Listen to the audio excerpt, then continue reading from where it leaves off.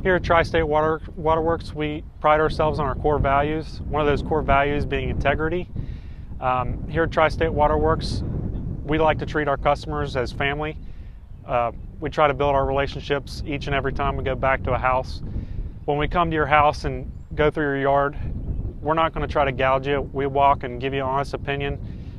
Before, during, and after the job, we let you know how much it's going to be, what needs to be done, and actually show you, if we can, what needs to be fixed.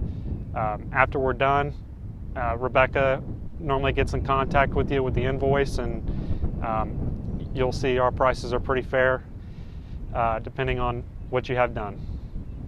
The employees, we treat each other with respect and integrity. When one of us gets done with a job, we try to help each other out to get everybody finished for the day.